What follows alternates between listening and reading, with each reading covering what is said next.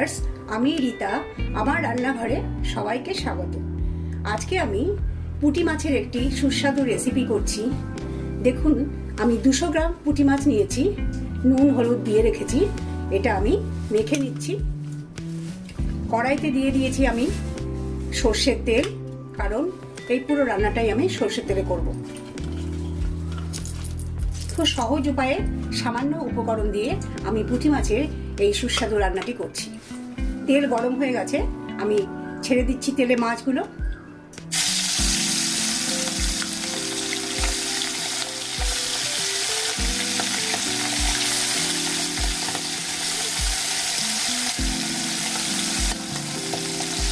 মাছগুলো আমি খুব কড়া করে ভেজে নেব, কারণ পুঁটি মাছে যথেষ্ট কাঁটা থাকে।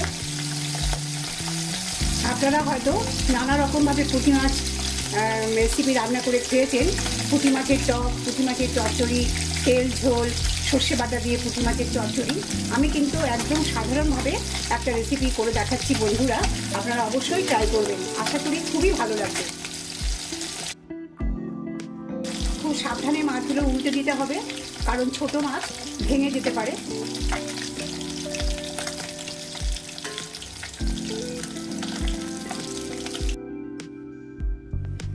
বন্ধুরা, ভিডিওটি স্কিপ না করে আপনারা পুরোটা দেখুন, আর ভালো লাগলে অবশ্যই লাইক কমেন্ট করে দেবেন।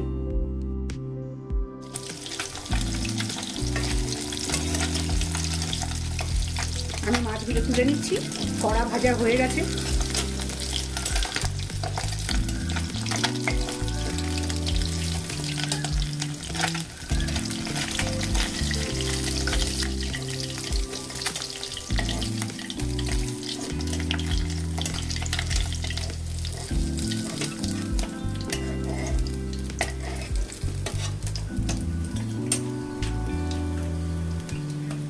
এইভাবে বাকি মাছটাও ভেজে নেব।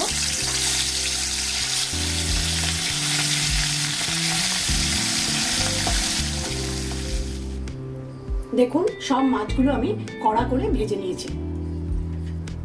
আমি প্রথমেই বেশি করে তেল নিয়েছিলাম, সেই জন্য আর আমার তেল লাগলো না। এই তেলের মধ্যেই আমি ভেজে নেব। এইভাবে আমি টুকরো করে আলু কেটে রেখেছি, 2টো আলুকে আমি এইভাবে টুকরো করে রেখেছি।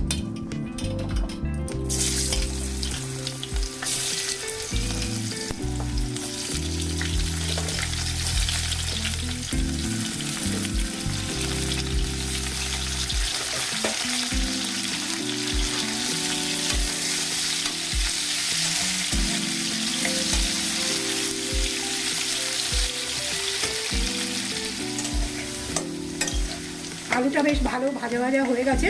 এবার আমি আলুটা একটু সাইডে সরিয়ে তেলের মধ্যে দিচ্ছি পাঁচ ফোড়ন।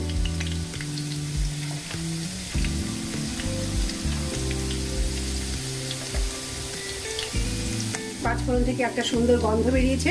এই সময় দেব আমি 2টো পেঁয়াজ কুচি আর কাঁচা লঙ্কা।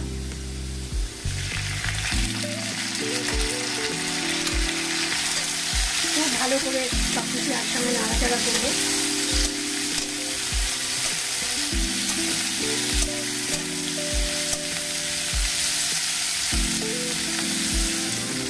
আলু আর পেঁয়াজ ভাজা ভাজা হয়ে গেছে।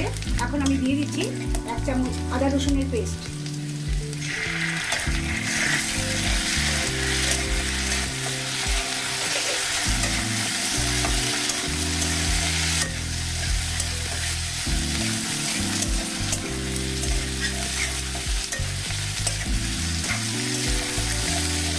ভালো করে নাড়াচাড়া হয়ে গেছে।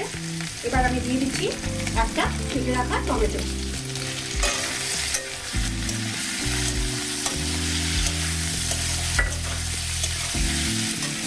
টমেটোটা তাড়াতাড়ি নরম হয়ে যাবে, এই জন্য এই সময় আমি দিয়ে দিচ্ছি লবণ স্বাদ মতো।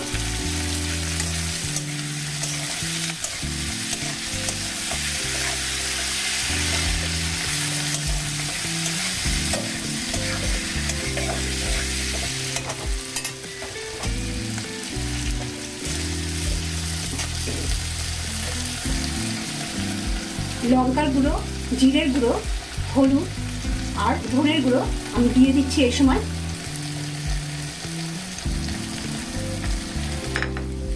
মশলা যাতে পুড়ে না যায় আঁচটা কমিয়ে আমি দিয়ে দিচ্ছি সামান্য জল।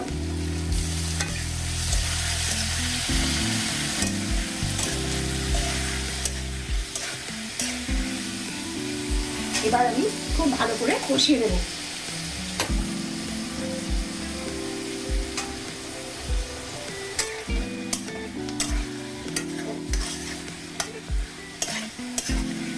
যারা এখনও আমার চ্যানেলটি সাবস্ক্রাইব করেননি, বেলের সাথে অবশ্যই সাবস্ক্রাইব করে নেবেন। আর ভিডিওটি ভালো লাগলে লাইক, কমেন্ট আর শেয়ার করতে ভুলবেন না। আর যারা আমার চ্যানেলটিকে অলরেডি সাবস্ক্রাইব করেছেন তাদের অসংখ্য ধন্যবাদ আমার পাশে থাকার জন্য। দেখুন খুব ভালো করে কষিয়ে নিয়েছি। এবার একটা কথা বলছি, যে যেমন ঝোল খাবেন সেই অনুযায়ী জলটা দেবেন। আলু যেহেতু খুব ভালো করে ভাজা ছিল, কষানোও হয়ে গেছে, তাই জন্য আলু সেদ্ধ হতে খুব একটা সময় লাগবে না।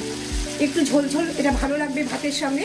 আবার কেউ যদি মনে করেন এটা শুকনো খাবেন তাহলে কিন্তু আপনারা জলের পরিমাণটা খুব কম দিয়ে এটা করতে পারেন। চচ্চড়ি মতো একটু শুকনো হবে। আমি আজকে এটা দেখাচ্ছি একটু ঝোল ঝোল থাকবে। ভাতের সঙ্গে বাঙালিদের এই পুঁটি মাছের সুন্দর রেসিপিটি বন্ধুরা অবশ্যই ট্রাই করবেন। আমি দিয়ে দিচ্ছি জল।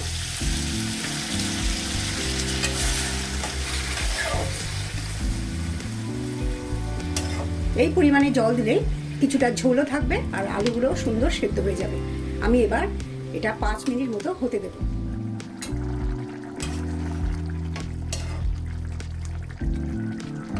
আলু সেদ্ধ হয়ে গেছে।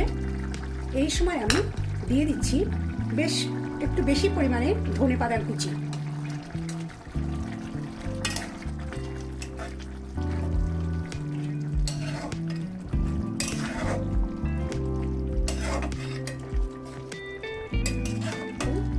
ধনেপাতাগুলো মিশে গেছে ঝোলের সঙ্গে।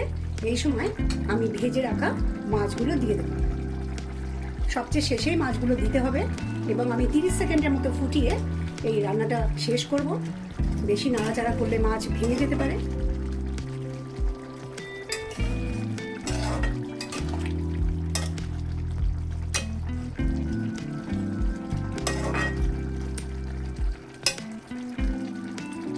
তৈরি হয়ে গেল অপূর্ব স্বাদের পুঁটি মাছের একটা নতুন ধরনের রেসিপি। বন্ধুরা ভাত দিয়ে খেতে কিন্তু অপূর্ব লাগবে। এই রেসিপিটি ভালো লাগলে, ভিডিওটি ভালো লাগলে লাইক করবেন, কমেন্ট করবেন, শেয়ার করবেন আর আমার রিতার রান্নাঘর সাবস্ক্রাইব করে নিতে ভুলবেন না। হয়ে গেছে, আমি গ্যাসটা অফ করে দিচ্ছি। আমার অন্যান্য রান্নার রেসিপির লিংক ডেসক্রিপশন বক্সে পেয়ে যাবেন।